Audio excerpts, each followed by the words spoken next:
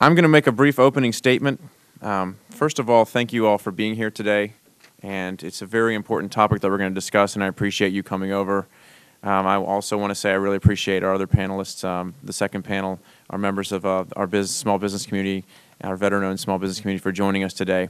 I'm going to make a brief opening statement, and then I'm going to turn over to our ranking member, Mr. Schock, to do the same, and then we will proceed to hear your testimony. As our nation digs its way out of the current economic downturn, small businesses will be vital to our efforts. In every previous recession, small firms have acted as job-creating catalysts, putting our nation back on a path to recovery and helping to revitalize our economy. Even today, small businesses create 60 to 80% of new jobs.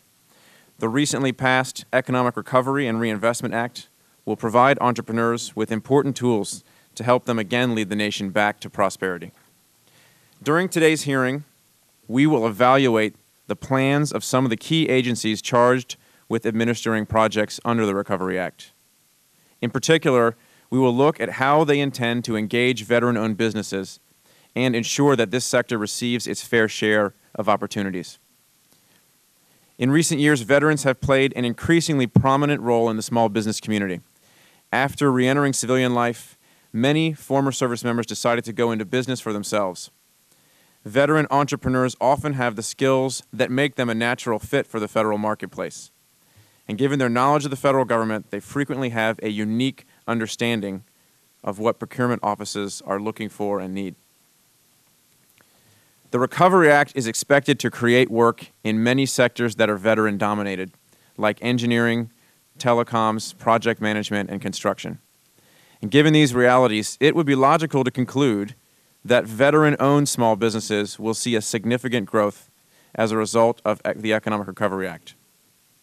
However, if history is any guide, there is reason to be concerned. The federal government has not once in the last 8 years reached its small business contracting goals. And even more shameful, the government has not met its modest goal of providing 3% of contracts to service-disabled members. Now, given this track record, it's easy to understand why veteran entrepreneurs fear they may be overlooked now. And that would be unacceptable. Those who have sacrificed for our nation deserve a fair chance to compete for this new business. I think everyone acknowledges the importance of paying tribute to veterans, especially at times like these. However, when it comes to honoring those who have served, I would suggest that veteran entrepreneurs are looking for and indeed deserve more than just lip service. They want the opportunity to work and contribute to our nation's economic recovery. If veteran entrepreneurs are going to get a fair shake, then the agencies before us need to be engaged.